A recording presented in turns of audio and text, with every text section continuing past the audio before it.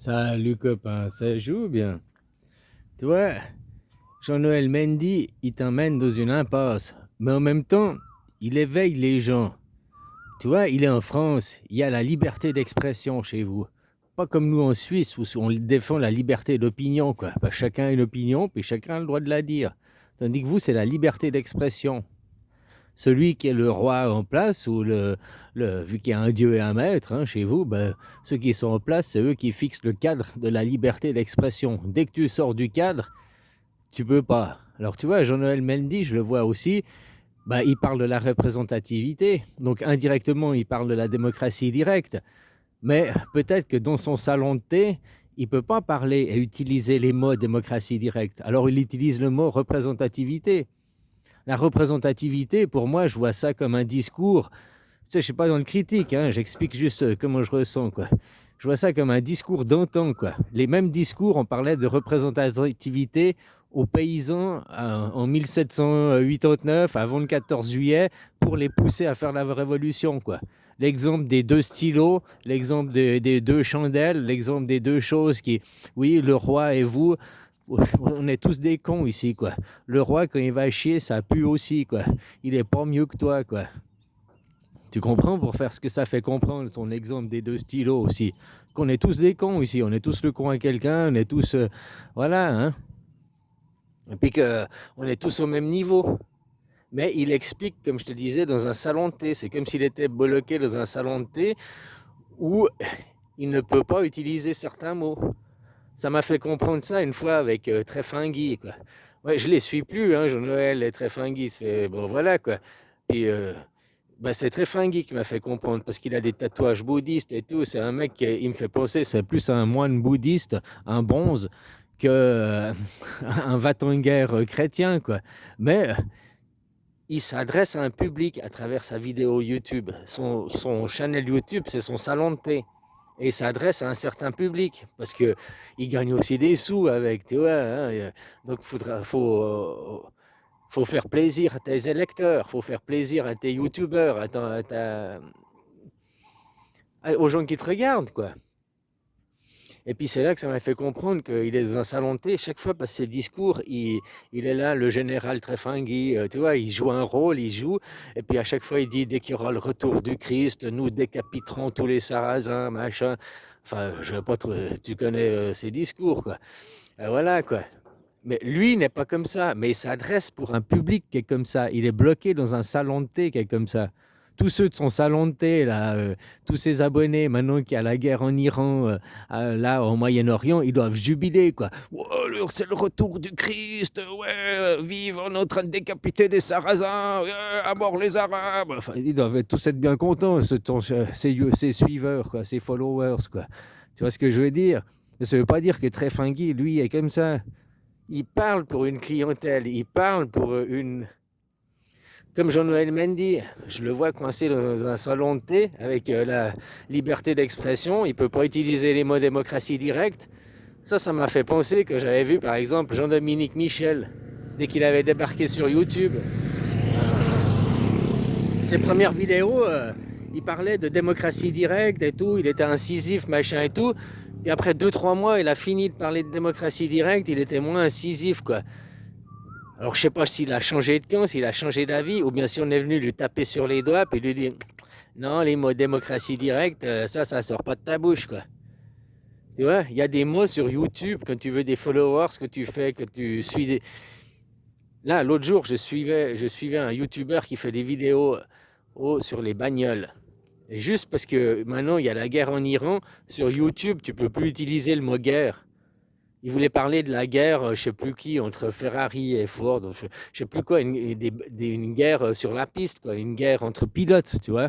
C'était ça le fond de son discours. Mais il a dit, à cause de YouTube et la démonétisation, il va utiliser le mot bagarre. Tu vois, parce que maintenant, le mot guerre commence à devenir un mot qui est banni, un mot qui est à sortir du vocabulaire, quoi. Ça, c'est la liberté d'expression qui est comme ça. Donc, je vois aussi Jean-Noël Mendy, il parle de démocratie directe, mais en indirect.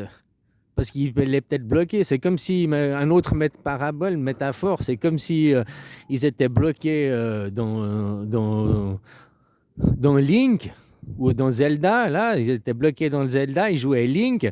Donc tous les gens, tout le monde, il connaît Link, il connaît le jeu Zelda. Donc tant qu'il utilise ce vocabulaire qu'il est là, machin. Mais lui, il connaît déjà Mario Bros, quoi. Et puis il veut parler de Mario Bros, il veut faire que Mario Bros, il veut changer de jeu, quoi. Mais il peut pas en parler directement, il peut pas utiliser des mots, il est bloqué par la liberté d'expression, il est bloqué par son salon de thé, quoi. Tu comprends ce que je veux dire, quoi? Alors, ou délibérément, il choisit de emmener les gens dans une impasse, parce qu'indirectement, en prononçant pas les mots, tu vois, lui, il propose jamais de remplacer. Moi, je te parle pas de casser le système, je te parle de récupérer le système. En Suisse, on a une pyramide, on a des conseillers fédéraux. C'est le grade de colonel, c'est le grade de ministre. Ils gèrent un ministère, mais nous, on appelle ça une administration et des conseillers fédéraux. Donc, tu vois, les mots sont différents, quoi. Ils administrent au fédéral, pour les confédérés, quoi. Ils conseillent les conseillers fédéraux. Il y a la pyramide jusqu'à un certain niveau, mais il n'y a pas les chefs et il n'y a pas les dieux. Parce que le citoyen, ça fait comme un sablier, quoi. Si tu veux, il y a la pyramide.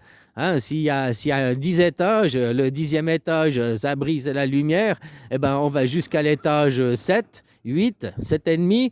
Et puis les deux derniers étages, ben, le Premier ministre, le président, et puis la lumière, c'est-à-dire la religion, ça, il n'y a pas. Personnellement, les gens en Suisse, ils sont tous croyants. C'est des gens, quoi. Ils sont comme tout le monde. Mais dans la politique en Suisse, on a exclu les dieux et exclu les maîtres du sommet. Ils n'ont plus à interférer. Parce que c'est le citoyen souverain. Le citoyen souverain, c'est lui qui est à l'étage 8, 9, et puis qui fait le 10, qui est, voilà, en constituant sa constitution, en participant à élaborer les lois. En étant un élu, pas juste, voilà, en étant un élu. Vous, en France, que tu réalises maintenant, c'est pas pour provoquer, je suis pas dans la provocation, je suis dans la réalité de dire qu'en France, vous n'avez pas le droit de vote. Et les gens, ils comprennent pas, mais si on a le droit de vote, le président Macron l'a élu au suffrage universel, blablabla. Oui, mais ça, c'est l'élection des gens. Dans la votation, c'est bien, normalement, changer les lois. On te pose une question et tu réponds par oui ou par non, quoi. Après, nous, en Suisse, on a la démocratie semi-directe parce que, voilà, on a la pyramide jusqu'à un certain degré. On a la pyramide. C'est eux qui choisissent les questions. C'est eux qui administrent. Hein, mais on a aussi l'initiative populaire. On a aussi le référendum. On a aussi le peuple a aussi des armes pour aller lui-même changer. Ou si nos conseillers font quelque chose, on peut faire le référendum.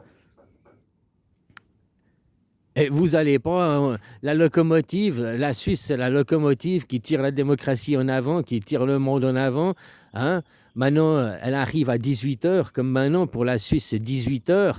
On va aller se reposer, on va aller se coucher, c'est la fin de journée. Mais pour d'autres, c'est 6h du matin. Eux, ils embrayent la journée, quoi. Quand le soleil se couche, la nuit commence, la lune. Il y a le soleil et il y a la lune. Il y a le féminin, il y a le masculin, il y a les deux équipes. Enfin, il y a même 3 teams, si tu comprends le truc, quoi. Et puis c'est pour ça que je te dis, toi tu m'as dit, et là je suis d'accord avec toi, que bientôt ça va changer, tu le sens. Mais je l'ai même expliqué quand ça va changer. Cette année, parce qu'il y a l'alignement planétaire. Au mois de juin, cette année, les astres, ils sont alignés exactement comme c'était le 14 juillet 1789. Je voulais le dire en français, 89. Voilà, en 1789, en 1789, l'alignement des planètes, il sera exactement le même que cette année, au mois de juin, je ne sais plus la date au mois de juin, quoi. À un mois près, à 3 semaines près, il y aura le même alignement des planètes.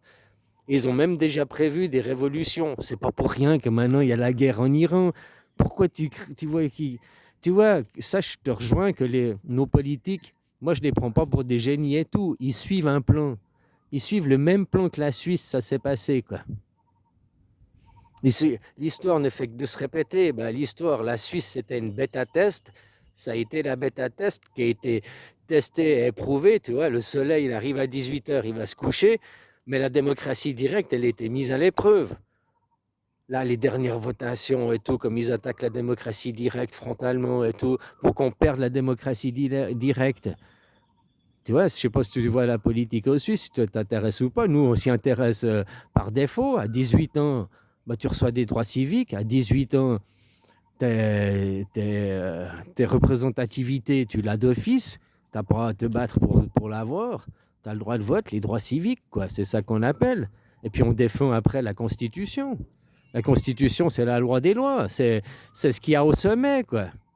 Parce que si aujourd'hui tu mets un bon président, un bon prêtre, un bon ayatollah, un bon pape, machin et tout, même si tu me mets moi parce que je suis Bouddha, puis que moi, déjà si tu me mets moi je vais valoir la démocratie directe, parce que moi je vais mourir. Et quand je sais que je vais renaître, si je suis Bouddha, je vais renaître que dans 2500 ans, ma prochaine réincarnation. Donc pendant 2500 ans, il faut que la démocratie directe, donc il faut une constitution pour la poser, il faut poser les bases, quoi.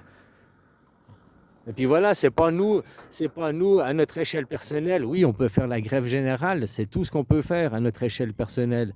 Mais de toute façon, ces gens, les manifestations, ils poussent à une grève générale. Et puis s'ils ne vous poussent pas à la grève générale, ils vous poussent à un confinement par défaut parce que vous aurez plus d'argent. Plus d'argent pour acheter la nourriture, elle sera trop chère, plus d'argent. Donc quand vous aurez plus d'argent, ça c'est sûr que vous allez sortir dans la rue. C'est sûr que de toute façon, vous ferez la grève générale parce que vous aurez plus d'argent pour aller au travail.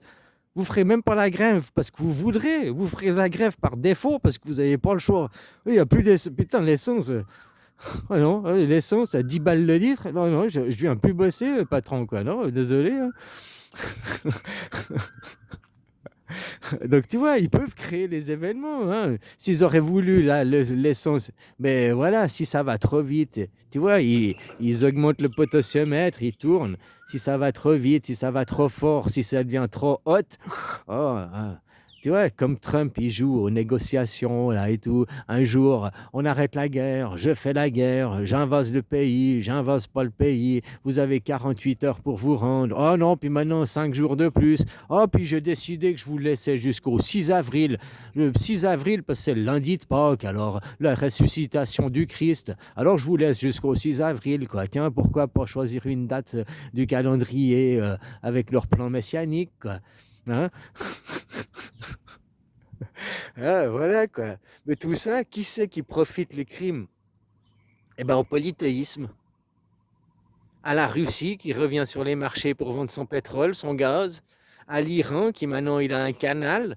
Bientôt le Yémen, t'as vu, j'ai vu, ils veulent aussi faire un canal là. Avant le canal de Suez, ils veulent faire un canal avant là, le détroit là, ils veulent hein, pour aussi qu'ils puissent se faire du fric, un péage quoi. Et puis pourquoi ils n'auraient pas le droit? Pourquoi ils n'auraient pas le droit aussi de faire un péage puis se prendre du fric au passage, comme tout le monde y fait, quoi. Tout le monde y sucre sur le dos des autres, quoi, sur des pauvres travailleurs, quoi. Il n'y a que 40% des gens qui travaillent, il y a 60% des gens qui foutent rien. Alors, il y a des gens, ils sont à l'AVS, il y a des enfants, hein, ça fait 30% des gens, mais il y a 30% des gens qui foutent rien, qui ne foutent strictement rien. Comme par exemple tes politiques, quoi. Puis, hein, des salaires de ministres, machin et tout, pour étouffer les dossiers, quoi. C'est ça qui servent, quoi, pour éviter qu'on parle de l'affaire, à noyer le poisson, quoi. Regarde la lune, quoi. Heureusement que la roue tourne, quoi. Voilà, quoi.